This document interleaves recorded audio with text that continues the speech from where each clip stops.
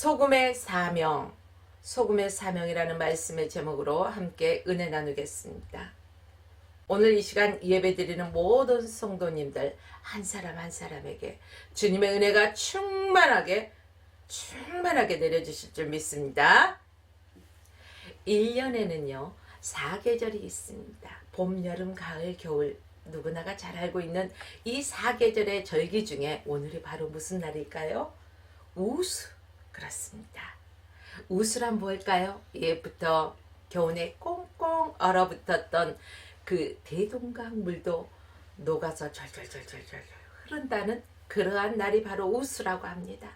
그러나 금년에 어떻습니까? 대동강은커녕 지난번에 내린 폭설과 흑암으로 굳어진 그 눈들, 아직도 응달진 곳, 응지에는요 아직 남아있어요. 또 산에도 하얀 눈이 그대로 남아있는 곳이 있습니다. 아주 응지 말씀드리는 거예요. 그뿐 아니라 아직도 영하의 날씨가 강원도 쪽에 보면은요 계속되는 것이 있습니다. 언제 꽁꽁 얼어붙어 얼음들이 녹을지 알 수 없는 그러한 거죠. 그러나 이와 같은 상황 속에, 이와 같은 추위 속에서도 하나님의 창조의 섭리는 어김없이 찾아와서 이제는 봄 냄새가 풍겨오는 것 같지 않습니까? 제가 오늘 입은 이 의상도요 봄 냄새가 풍겨오는 노란색이에요. 노란색, 그럼 무엇이 생각납니까? 개나리. 그렇습니다. 개나리는 봄을 상징하죠. 그렇습니다. 이 봄에 따뜻한 봄볕과도 같은 하나님의 은혜와 사랑이 여러분과 여러분의 가정마다 아주 충만하게 넘치시기를 주님의 이름으로 축원드립니다. 마태복음 5장 1절로 12절까지 말씀해 보면은요 우리 주님께서 천국 백성의 자격을 8가지로 말씀해 주셨습니다. 이것을 읽어서 뭐라고 말할까요? 팔복이라고 말하지요. 그리고 이 말씀하신 후에 말씀을 통하여 하나님을 믿는 성도들은 어떠한 복이 있다? 팔복이 있다. 언제 말씀하셨어요? 예수님이 갈릴리 호숫가 산 위에서 설교하면서 이 8가지의 복을 말씀해 주셨어요. 이 8가지의 참 행복이 무엇입니까? 심령이 가난한 자, 애통한 자, 온유한 자, 의에 줄이고 목마른 자, 마음이 청결한 자, 긍휼히 여기는 자, 화평케 하는 자, 의를 위하여 핍박받는 자가 뭐가 있다고요? 복이 있다고. 이게 바로 천국 백성이 누려야 될 8가지의 팔복이라는 것입니다. 또 아브라함이 받은 축복을 받을 수 있는 그 특권을 누구에게 주셨어요? 오늘 저와 여러분들께서 누릴 수 있는 그 특권을 주셨다는 거예요. 하나님의 자녀라면은 아브라함이 받은 그러한 축복을 받을 수 있는 특권을 누구에게나 주셨습니다. 성도로서 반드시 우리는 해야 할 사명이 있습니다. 이것도 말씀해 주셨습니다. 그러면 성도가 지켜야 하고 성도가 수행해야 할 사명이 무엇일까? 바로 오늘 본문 말씀의 제목 뭐예요? 소금의 사명을 감당하라고 말씀하신 것입니다. 그래서 오늘 말씀의 제목을 소금의 사명이라고 정해보았습니다. 성경에는 성도들이 해야 할 여러 가지의 사명을 말씀해 주셨습니다. 마태복음은요 빛과 소금으로 비유해 주셨습니다. 또 마가복음에서는 씨 뿌리는 자로, 요한복음에는 양과 포도나무로, 요한계시록에는 신부로, 또 고린도전서에는 성전이라고 말씀하셨습니다. 그런데 예수님은 왜 세상에서 가치 있고 세상에서 귀하게 여기는 것에 비유하지 않으시고 소금에다 비유하셨을까? 여러분 생각해 보셨습니까? 소금은요 세상에는 그 금, 은, 보석 이런 것들을 가치 있다고 생각해요. 그래서 금이나 은이나 보석들은요 보석감에다가 아주 잘 넣어둡니다. 귀한 자리에 갈 때 보석 반지 끼잖아요. 그처럼 귀하게 여기는데 왜 하필이면은 별로 가치 없고 귀하게 여기지도 않는 이러한 소금에 비유해 주셨을까? 여러분 생각해 보셨습니까? 대부분 거기까지 생각하지 않으시고 아마 그 소금, 그래 빛과 소금의 역할을 감당하라 했으니까 이렇게 생각하지 않았을까 생각해 봅니다. 그런데 주님께서 소금에 비유하신 이 말씀에 심오한 뜻과 하나님의 은혜가 있다는 것을 알아야 합니다. 그래서 나는 오늘 주님께서 말씀하신 이 소금을 통해서 우리 성도들에게 주신 사명이 무엇인지 말씀드리고자 합니다. 첫째는요, 소금은 성결함을 상징합니다. 우리 주님께서요, 성도들의 특색을 말씀하실 때 소금에다 비유하시는데 어떤 뜻이 있을까요? 소금은 세상에서 아주 깨끗한 물질입니다. 깨끗하다고 해서 외형적인 것을 말씀하고 있지 않습니다. 내적인 것을 말씀하고 있다는 것이죠. 소금은요, 꽃과 같이 화려합니까? 아니요. 꽃과 같이 화려한 맛이 없어요. 비단과 같이 그러면 소금이 곱습니까? 아니요. 그럼 황금과 같이 값집니까? 아니요. 질적인 것을 말하는 것입니다. 그 좋은 예로 하나 들어볼까요? 여인들이 음식을 만들 때 다른 것은 어때요? 몇 번씩 다 씻어요. 씻어서 사용하잖아요. 그런데 소금을 씻어서 사용하지는 않더라고요. 소금은 씻지 않는다는 거예요. 소금은 근본 자체가 깨끗하기 때문에 소금을 씻지는 않습니다. 소금은 순수한 바닷물과 태양빛으로 정제됐기 때문에 소금이 깨끗하다는 것이죠. 그 어느 물질보다도 깨끗한 것이에요. 레위기서 2장 13절 말씀에 보면 유대인들은요, 하나님 앞에 소금을 제물로 드린 적도 있었다는 거예요. 오늘날 예수를 믿는 성도들의 생활이 소금같이 깨끗해야 한다는 것입니다. 많은 사람들은 아침 저녁으로 세수를 하고 얼굴에 뭐 마사지 크림도 바르고 마사지 팩도 하고 또 화장도 하고 맞죠? 마음을 그런데 이렇게 몸을 육신에 보여주는 몸은 치장을 하면서요, 우리의 마음은 깨끗해지려고 하지 않습니다. 남에게 보여지는 부분에만 너무 과중하게 포장되어 있다는 것이죠. 깨끗한 마음을 소유하게 되면은요, 어떨까요? 마음이 깨끗하기 때문에 내 생활이 깨끗한 생활을 하게 됩니다. 마음이 깨끗하면은요, 내 성품도 깨끗해집니다. 그러나 마음이 청결하지 못하면 생활이 불결해지고 성품은 어떨까요? 난폭해진다는 것입니다. 다른 사람들에게 막 상처 주는 말을 하고 실족해하게 만든다는 것입니다. 그래서 마태복음 5장 8절 말씀에 마음이 청결한 자는 복이 있나니 그들이 하나님을 볼 것이요 라고 말씀하셨습니다.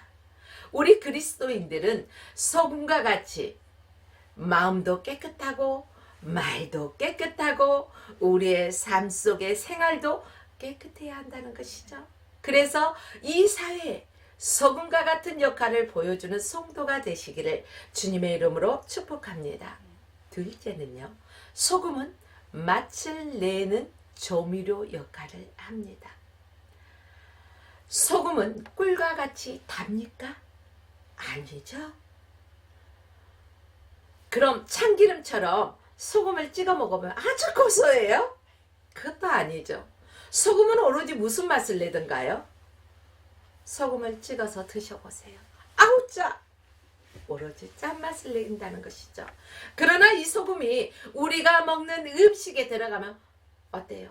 우리가 아무리 요리 잘하는 사람도요, 그 간이 안 맞으면 맛이 없어요. 그런데요, 여기에다 소금을 조금 넣었더니 음식 맛이 살아나는 거예요. 아우, 이 음식 어쩜 이렇게 단맛이 좋아. 어쩜 이렇게 고소해. 어쩜 이렇게 구수하고 깔끔할까. 이런 표현들을 하고 있죠. 소금이 들어가면은 그 음식의 특유의 맛이 있어요. 음식마다 그 맛을 살려주는 역할을 한다는 거예요. 오늘날 같이 사랑이 없고 불의와 죄악과 강명한 이 세상 속에서 저와 여러분들이 이 소금과 같이 달고 고소하고 구수한 맛을 내는 그러한 존재가 되어야 된다는 것입니다. 이런 죄악된 세상에서 중화제 역할을 하는 예수 믿는 사람을 모두 빼버리면 이 세상은 어떻게 될까요? 그렇다면 그 세상은요, 아마 세상의 지옥이 되고 말 것입니다. 그래서 예수님이 재림하신 날 구원받은 성도들이 모두 휴거가 되고 나면 이 세상은요, 마귀의 세상이 되는 것입니다. 사랑하는 성도 여러분들은 세상 어느 곳에서든지 바로 소금과 같은 역할을 가는 곳곳마다 감당해서 여러분이 가는 곳에는 맛을 낼 줄 아는 사람이 되어야 되는 거예요. 어떤 맛? 예수 그리스도의 향기를 풍겨서 다툼이 있는 곳에 화해를 줄 수 있는 그리스도인의 그 참된 맛을 여러분들이 풍겨내야 된다는 것입니다. 셋째는요, 소금은 천대받는 물건 중에 하나예요. 위에서 말했듯이 금은 보화, 막 금은 보석 이런 것들은 어떻게 해요? 아무데나 놔요? 아무데나 막 담아둬요? 아니죠. 그 집에서 가장 안전한 곳에다 놔두는 게 금은 보석일 거예요. 근데 소금은 천대받는 물건이라잖아요. 소금을 담아놓는 그릇들 여러분들 가서 보셨어요? 그냥 제가 신한 그 소금을 샀거든요. 근데 푸대에다 담아와요. 푸대. 보석을 푸대에다 담은 사람이 있어요? 금을 푸대에다? 아니죠. 귀한 것은 이런 곳에 담지 않죠. 그러나 소금을 담아놓는 그릇들을 보편적으로 이런 싸구리 그릇에다 막 담아요. 아무데다 막 놓고요.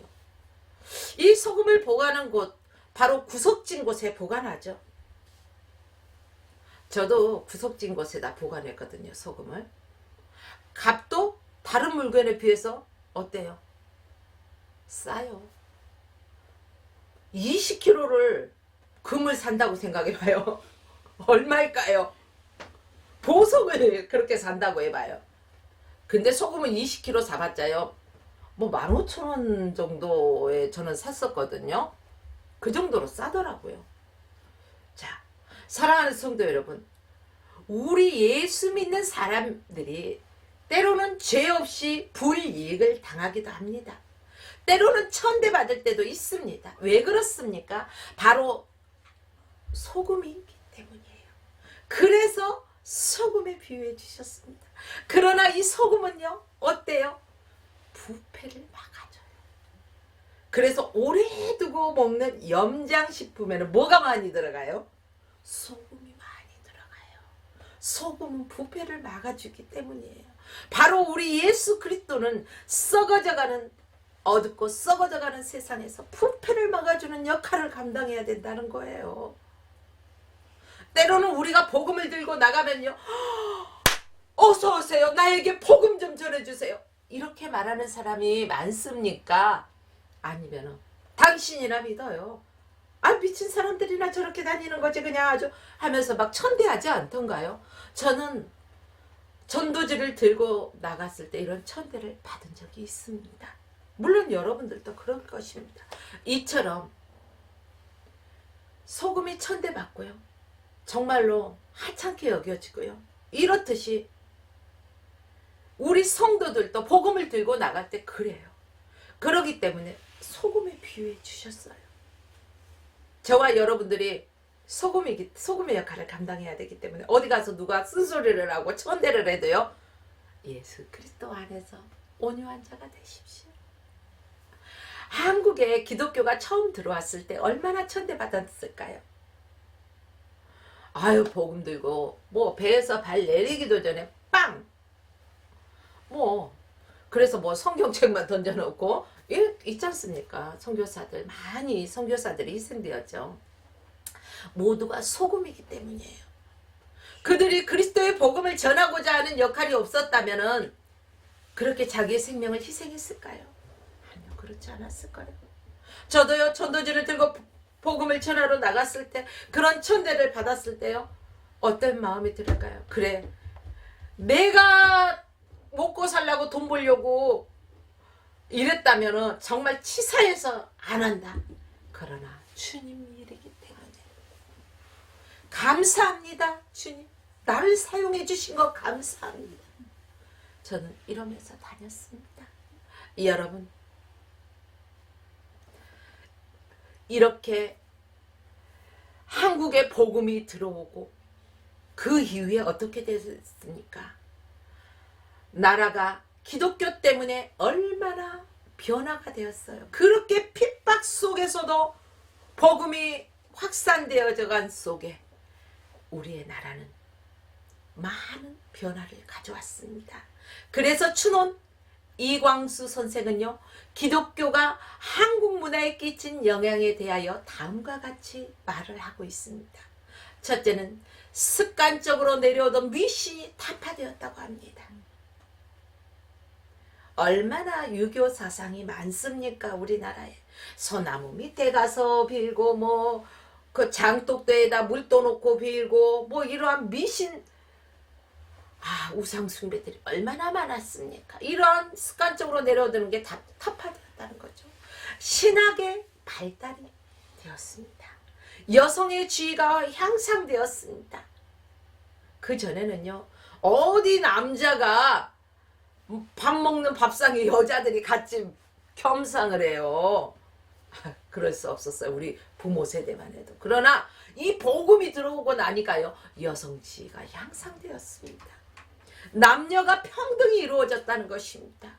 외래 문물이 개방이 되었어요. 봉건주의 사상이 배제되고 노예 제도가 폐지됐습니다.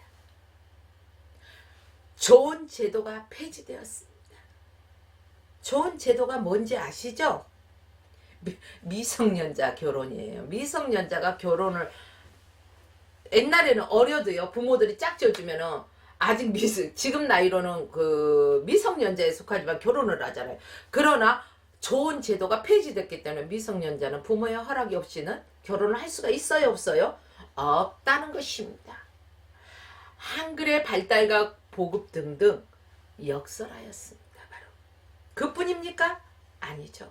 각 곳에 병원이 세워지고 질병을 치료하고 바로 학교를 세우고 또 어떻습니까?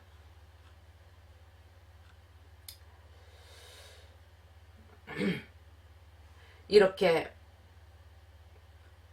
학교를 세우면서요, 기독교 국가가 들어온 다음에 많은 발전이 되었다는 것입니다. 우리 교회 성도들도 어떤 멸시와 천대와 환난과 핍박 속에서도 이 사명을 어떻게 해야 될까요? 잘 감당해야 된다는 것입니다. 그렇다면 다섯 번째, 소금은 자신이 죽어지는 사명이 있습니다. 소금은 자신의 기능을 나타내기 위해서는 어떨까요? 소금이 그대로 소금이 있으면은요, 아무 기능이 안 돼요. 그러나 소금이 음식에 들어가서도 물에 들어가서도 녹아졌을 때 자신의 그 기능을 발휘한다는 거예요. 맛을 낸다는 거예요. 짠맛을 낸다는 것입니다. 만약 소금이 녹지 않고 음식에 들어가 봐요. 까칠까칠하고 무슨 맛일까요? 모래 씹는 것 같다고 비유할 수 있을 것입니다. 여러분, 오히려 음식을 먹지 못할 것입니다. 씹은데 소금이 와요. 씹히면서 아짜 드드득 드드득. 생각만 해도요, 저는요, 끔찍해요. 여러분, 그런데 소금은 녹아야 제맛을 납니다. 녹는다는 것은 자기 자신을 희생시킨다는 것입니다. 촛불은 어때요? 촛불, 여러분, 지금은 전기불을 켜놓기 때문에 촛불을 거의 켜지 않습니다. 그러나 우리 예전에 촛불을 켜죠. 그러면 초가요, 녹아요, 안 녹아요? 초가 녹아가면서까지 불을 밝혀서 환하게 자신을 녹이는 거예요. 그렇다면은 초는 자신을 녹이면서 어두움을 밝혀줘요. 성도는 이와 같이 희생의 사명을 감당해야 된다는 것입니다. 나 희생 안 할 거야. 아니요. 누구든지 나를 따르려거든 자기 십자가를 지고 따르라고 주님이 말씀하셨습니다. 이게 바로 희생입니다. 희생의 사명을 다하지 못할 때 변화는요 오지 않습니다. 오히려 일이 더 망쳐지는 결과를 가져온다는 거예요. 차라리 그 음식에 소금이 녹아졌을 때는 잘 맛을 내는데 녹지 않고 그대로 있을 때는 넣지 않았던 것보다 못한 그런 일이 발생하듯이 우리 그리스도인들도 맛을 내야지, 맛을 내지 못하면은 아유 저 사람 예수 믿는다는 사람인데 뭐 저래? 오히려요 똑같은 잘못을 했을 때 믿지 않는 사람들이 잘못한 거 그것은요 사람들에게 부각되지 않아요. 그러나 예수 그리스도를 믿는 하나님의 자녀들이 똑같은 잘못을 했음에도 불구하고 부각돼서 이슈가 된답니다. 그렇기 때문에 우리는 녹아져야 돼요. 소금이 녹아지듯이 녹아져야 돼요. 그래서 어떻게 해야 돼요? 맛을 내야 된다는 것입니다. 때로는 멸시받고 천대받아도 우리는 그 성결함을 잃지 말아야 된다는 것입니다. 희생의 사명을 다하는 성도들이 되어야 한다는 것입니다. 이제 말씀을 정리합니다. 사랑하는 성도 여러분, 이와 같이 성도가 감당해야 될 소금의 사명을 다하지 못하였을 때 어떤 결과가 되겠습니까? 그래서 누가복음 14장 34절 말씀에 보니까 소금이 좋은 것이나 소금이 좋다는 거죠. 소금이 좋은 것이나 소금도 만일 그 맛을 잃으면 무엇으로 짜게 하리요? 땅에도 걸음에도 쓸 데가 없다는 것입니다. 그래서 내어버린다는 거예요. 그러면 들을 귀 있는 자는 어떻게 해야 될까요? 이 말씀을 들어야 돼요. 땅에 버리면 어때요? 사람들이 지나가다가 밟잖아요. 땅에 밟힐 뿐이라는 거예요. 그러니까 예수 믿는 사람들이 하나님이 주신 이 존귀한 특권, 하나님이 주신 이 특권들을 관리하지 못하고 사용하지 못하고 바로 그냥 자신의 육적인 소욕을 위해서 살아간다면요 바로 세상 사람들에게 밟힌다는 거예요. 세상 사람들의 입방아에 오르내린다는 거예요. 사랑하는 성도 여러분, 오늘 이 말씀을 듣는 여러분들은 소금과 같이 녹아져서 맛을 내는 사람이 되어서 주님께만 영광 올려드리는 나와 여러분의 삶이 되어지기를 원합니다. 우리 성도가 반드시 수행해야 할 사명을 다하지 못했을 때는요 결국 어두움에 쫓겨날 수밖에 없고 그 어두움에 쫓겨나서 슬피 울며 이를 간다고 했습니다. 주님 앞에 갔을 때 나는 도무지 너를 알지 못하노라.